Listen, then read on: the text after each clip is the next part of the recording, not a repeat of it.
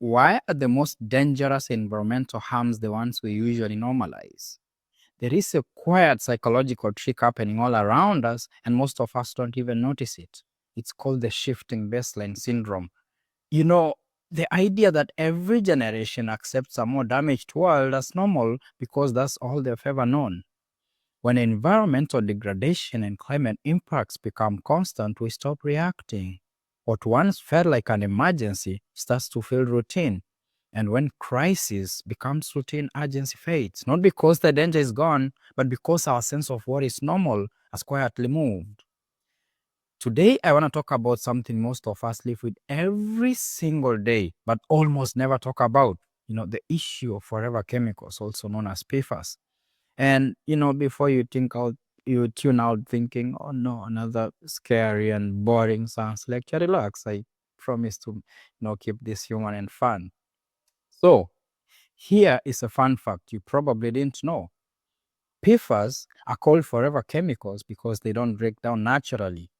Not in the environment, not in our bodies, not over time, forever. That is not branding. That is chemistry.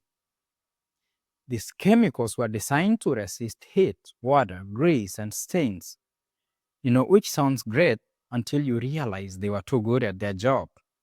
Now they are in our drinking water, in our food packaging, in our cookware, in our clothes, and yes, in our blood. Scientists have found PFAS in newborn babies, in rainwater, in polar bears in the Arctic, which raises an important question. How did we get here? PFAS didn't just appear by accident. They were created for convenience. In non-stick pans, in waterproof jackets, in firefighting foam, in fast food wrappers that don't leak grease all over our car seat. And, to be fair, those things made life easier. But somewhere along the way, convenience quietly became more important than long-term health. And instead of asking, should we be using this everywhere? We asked, how fast can we scale this? Now, here is the part that really gets me. For decades, companies knew PFAS were risky. Internal documents showed concerns about toxicity going back years and sometimes decades before the public was told anything. So, while communities were drinking contaminated water, the people who made these chemicals often had clean alternatives. Let that sink in. This isn't just a chemistry issue. This is a power issue. Who gets protected first? Who gets warned last? And who is expected to live with the consequences quietly? And no, this isn't just about panic. PFAS exposure doesn't mean instant disaster, but long-term exposure has been linked to things like cancer, immune system suppression, hormone disruption, and developmental issues. In other words, slow harm, the kind that doesn't make headlines but reshapes lives. Now, here is where I want to shift the conversation, because every time we talk about environmental health, someone inevitably asks, well, what can I do? And yes, filters matter, awareness matters, individual choices matter. But let's be honest, you cannot filter your way out of a systemic problem. No one should need a PhD in chemistry, just to drink water safely. Real solutions come from policy, accountability, and prevention.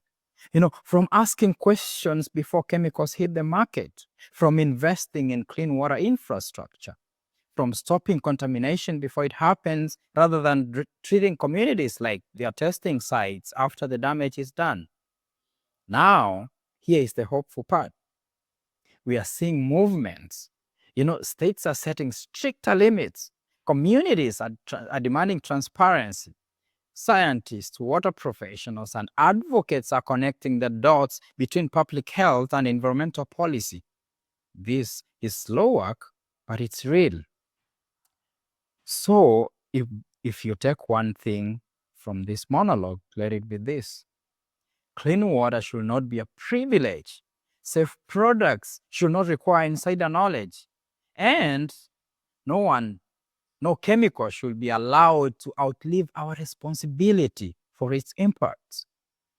Because the question isn't whether PFAS is affecting us. The real question is, what kind of future do we accept as normal? Are we willing to demand better? Thanks for listening. Stay curious, stay critical, and stay loud. I'm Omesa Mokai, and this is the Climate Voices podcast.